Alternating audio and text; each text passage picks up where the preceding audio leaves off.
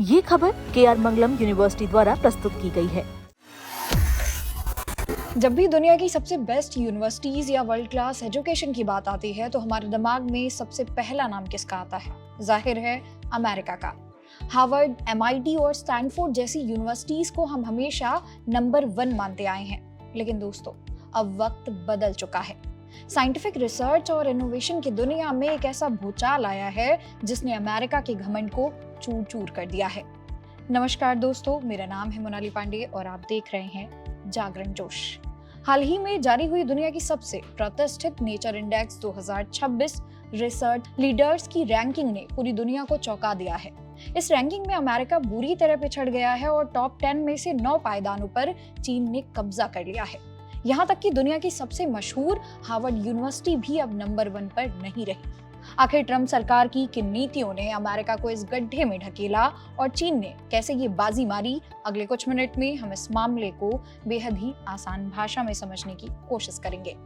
तो चलिए सबसे पहले इस शॉकिंग रैंकिंग को समझते हैं। नेचर रैंकिंग दुनिया के सबसे प्रतिष्ठित साइंस जर्नल्स में छपने वाले रिसर्च पेपर के आधार पर तय होती है। यानी जिस देश की यूनिवर्सिटी जितना सॉलिड और ओरिजिनल रिसर्च करेगी, उसकी रैंकिंग उतनी ही ऊपर होगी।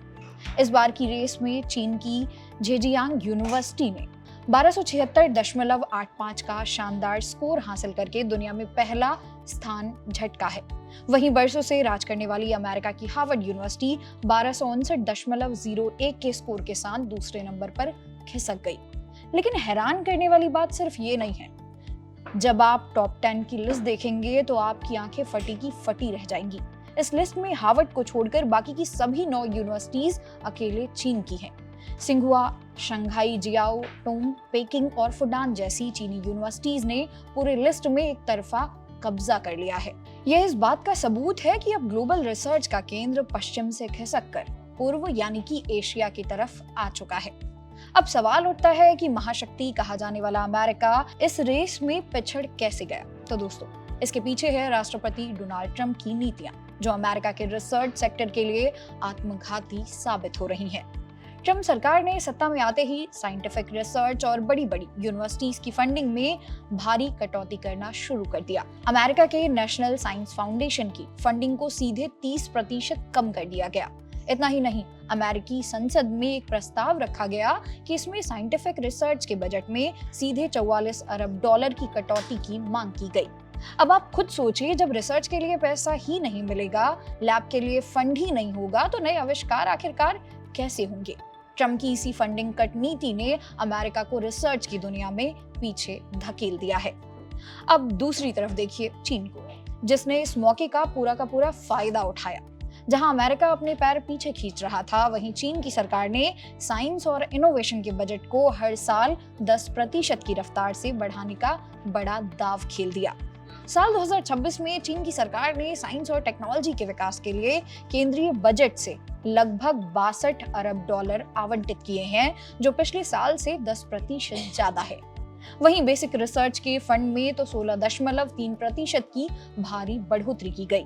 मार्च 2026 की एक वैश्विक रिपोर्ट के मुताबिक रिसर्च और डेवलपमेंट में चीन का कुल निवेश अमेरिका के बराबर हो चुका है और परचेजिंग पावर यानी कि खरीद क्षमता के मामले में तो चीन अमेरिका से भी आगे निकल गया है। दोनों ही देशों ने रिसर्च पर खर्च के मामले में $1 ट्रिलियन का आंकड़ा पार कर लिया है। लेकिन चीन का यह पैसा सीधे उनके आधुनिक इंफ्रास्ट्रक्चर और वैज्ञानिकों को आगे बढ़ाने में लग रहा है, जिसका नतीजा आज पूरी दुनिया देख रही है।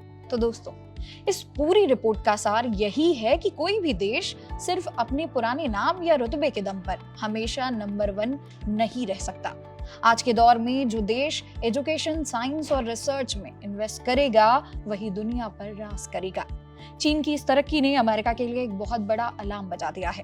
हमारे भारतीय छात्रों और एस्पिरेंट्स के लिए भी ये समझना जरूरी है कि बदलती दुनिया में अब सिर्फ अमेरिका का ठप्पा काम नहीं आएगा, बल्कि एशिया में भी रिसर्च के बड़े गढ़ तैयार हो रहे हैं। आपको क्या लगता है? क्या ट्रम्प की नीतियां अमेरिका को पूरी तरह बैकफुट पर ले आएंगी? और क्या भारत को भी अपनी यूनिवर्सिटीज में रिसर्च फंडिंग को इसी तरह बढ़ाना चाहिए? कमेंट करके अपनी राय जरूर बताइएगा। वीडियो इन्फॉर्मेटिव लगी हो तो इसे लाइक करें, दोस्तों के साथ शेयर करें और ऐसी ही बड़ी और सटीक जानकारी के लिए हमारे चैनल को सब्सक्राइब करना ना भूलें। मेरा नाम है मोनाली पांडे।